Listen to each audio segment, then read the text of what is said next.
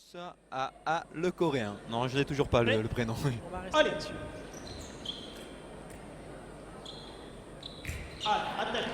Une attaque simple. Ça paraît toujours simple Safin. quand on voit Safin faire de l'escrime. Mais c'est très bien exécuté et sur les jambes, c'est bien maîtrisé. L'attaque est explosive, elle va sur cible. Et là, un très gros changement. Explosif, elle va sur cible. Là, Safin. Sur les jambes, c'est millimétrique. Safin a montré qu'il était capable aussi de mettre du rythme.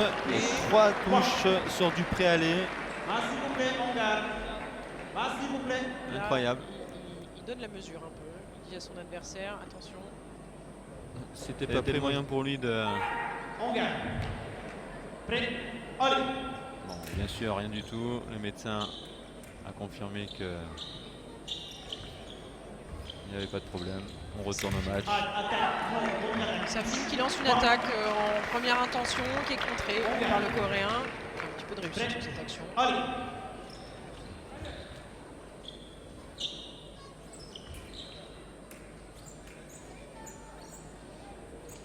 Premier échange de ce début de match. Position de Timur Safin.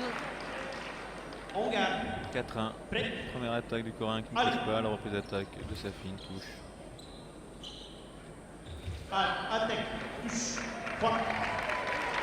Attaque du coréen.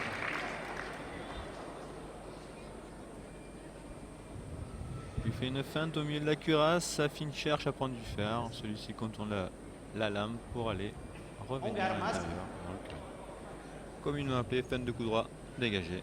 Tout à fait. Comme on l'apprend dans les clubs d'escrime de France, en tout cas, c'est très pur. L'attaque de Safin qui est parée. Tout de suite, Safin essaie de faire la remise, mais la priorité est au coréen. Il a le droit à sa riposte et qu'il met sur la cible et touche. Alors, première vidéo demandée dans cette demi-finale venant du russe Safin qui demande, pour lui, il pense avoir raison et partir le premier et avoir la priorité en attaque. Mais il y a un léger petit blocage, il y a un léger retrait droit sur lequel le coréen profite et déclenche une attaque. Et voilà, ce coupe dessous de Timur Safin, exceptionnel. Une attaque. Voilà, ce coupe dessous de Timur Safin, exceptionnel. Là, on vient de voir deux choses différentes. Il n'a pas fait de changement de rythme sur les 4 dernières touches, il les a prises. Et là, un changement de rythme qui fait que il surprend le coréen. Là, je serais d'avis d'être comme Oui, la reprise de fer de Timur Safin, exactement. On le voit bien. D'ailleurs, on voit bien que le coréen, on le voit sur le ralenti, le coréen est un peu en protection sur la touche. Mais bon, ça ne prend pas avec l'arbitre. On peut apprécier la qualité des déplacements de Safin sur les jambes, alors le que haut du corps équilibré. Pour avoir tiré des Coréens ou des Coréennes, on sait que sur les jambes, c'est quelque chose. Alors là, le Coréen a été très malin. Il a pris sa distance en rajoutant 2 petites retraites avant de déclencher, ce qui l'a mis à l'aise. C'est lui qui a repris finalement son moment de déclenchement. Ça a donné envie à Safin d'accélérer sur les jambes très vite. Et là-dessus, il a essayé de refaire exactement la même chose. Alors il ne touche pas sur sa première attaque sur prep, mais sur sa remise. Donc du coup, elle est quand même accordée car il est toujours sur la piste. La piste n'aurait pas été... Ah, il y a eu un petit pied dehors quand même. Timur Safin n'a pas demandé la vidéo. Non, il est concentré sur sa touche. Il veut passer à la suite tout de suite. Très très bien fait. Fixation en haut au niveau de l'épaule, faisant croire qu'il va partir dans cette cible-là. Et avec une belle progression de pointe suivie des jambes et une accélération, il finit sous la main. Ce qui surprend le coréen. Très très bien fait.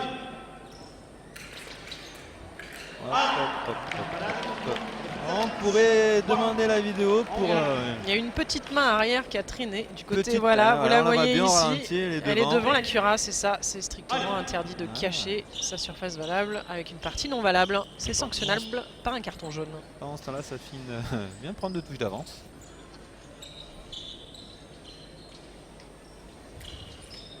Il a senti le piège, Safin est parti lent. déclencher une légère petite attaque. Beau changement de rythme aussi de la part du Coréen. Exactement. Belle réponse. Safin pensait le prendre sur un gros départ du Coréen. Ça n'a pas été le cas. Il a été bien maîtrisé sur ses jambes. Une belle coordination bras-jambes au final. On vient de voir quand même de l'escrime très propre, très posé. Le Coréen qui cherche vraiment à gagner du temps. Oh là là, il nous refait les 3 touches du début de match. Sur le pré-aller. Couper dessous. Hop, hop. Et voilà. En marche et fente. Alors à tous les droitiers qui nous regardent, sur gaucher, cette touche est vraiment efficace. N'hésitez pas. Mais à bonne distance. À bonne distance. L'escrime, c'est toujours ça. Toujours à la bonne distance. Quelle que soit l'action, il y a toujours une distance qui la permet.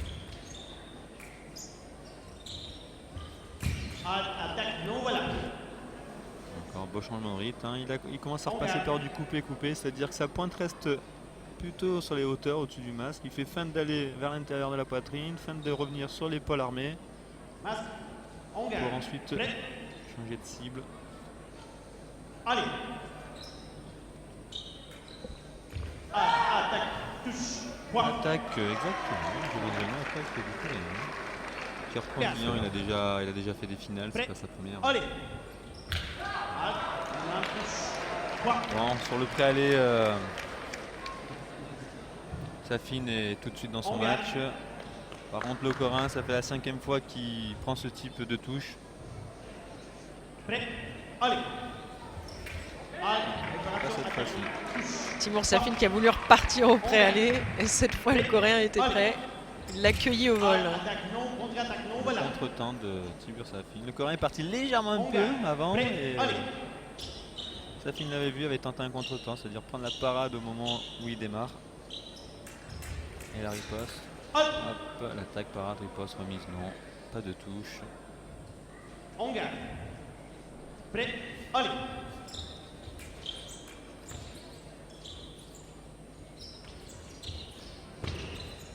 Match serré, hein, 9-10. Ouais, très serré alors que le début de match ne le laissait pas présager. On voyait un Timur Safin très à l'aise. Et là, Timur Safin qui ne s'est pas fait appâter par cette distance agrandie du Coréen.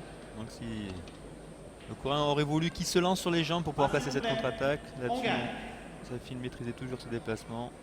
Il finit par toucher non valable sur son attaque. Et voilà, le fameux coupé dessous la main en finale. Les droitiers très à bien nouveau, si vous nous entendez. Très bien alterné. C'est l'arme anti-gaucher, ça. Du moins sur celui-là, ça marche bien. Les Français, pour la prochaine, coupe dégage sur lui. Enfin, c'est un Coréen, hein. C'est connu aussi pour leur physique.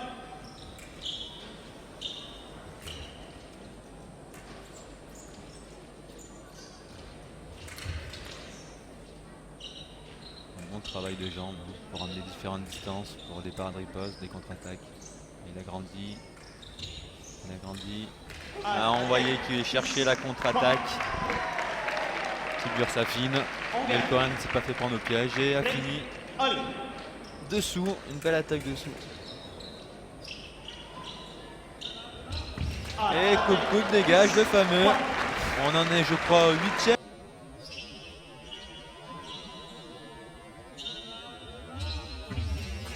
Et coupe gage le fameux. On en est, je crois, au 8e ou au 9e. Ça veut dire que sur les 12 touches qu'il a mises, on en est à 8 sur 12. C'est bon ratio. C'est même étonnant que le coach n'en parle pas à son élève du côté de la Corée en disant mais une petite octave.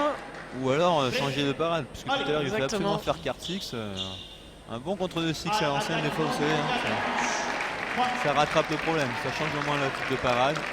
Et mine de rien, 12 égalités. Mine de rien, par contre, il est toujours, Il est toujours au contact. Tu termines mes phrases, Marcel, c'est un plaisir. Prêt. Allez.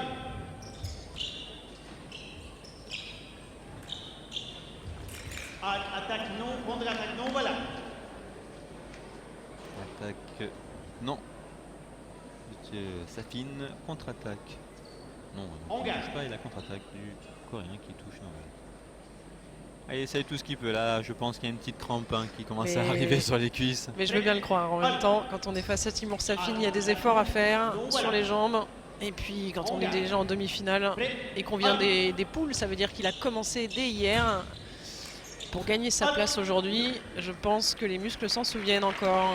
Et nous voici dans la première minute de pause. Et en coach, Nassibouline, un ancien tireur qui a gagné le CIP.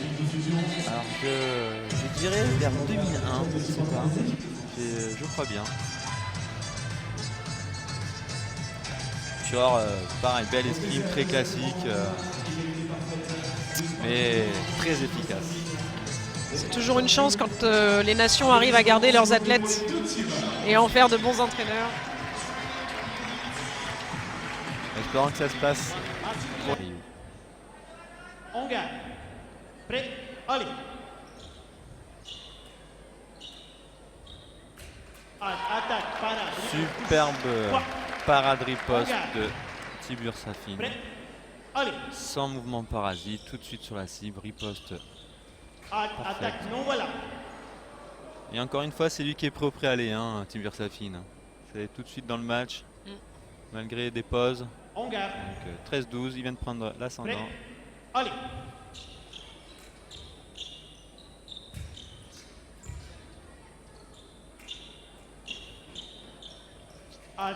Très bien fait, très bien fait. Il y a fait croire qu'il allait faire son fameux coupe-coupe. Et ben non, tout simplement, je vais aller dessous. En passant de l'autre côté. Dessous ton bras, je te touche. Et, voilà. Et le fameux coupe-coupe dégage qui a fait revenir, mais il s'y attendait sur ce coup-là. Cette variation hein, qui fait le talent et le génie des escrimeurs. L'attaque. Non, la contre-attaque touche. Et voici notre deuxième demi-finaliste, Timur Safin, qui sera opposé à l'Américain Alexander Massalas. A tout à l'heure. A tout à l'heure.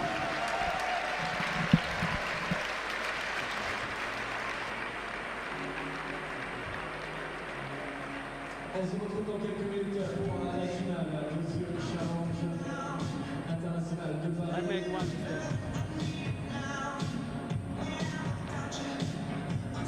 Il oppose par l'Américain Alexander Massalas au Russe Timur Safin. N'hésitez pas donc à aller du côté de l'entrée du stade Pierre de Coubertin pour découvrir la boutique officielle de la Fédération d'escrime. Et notamment le t-shirt souvenir officiel du Challenge international de Paris.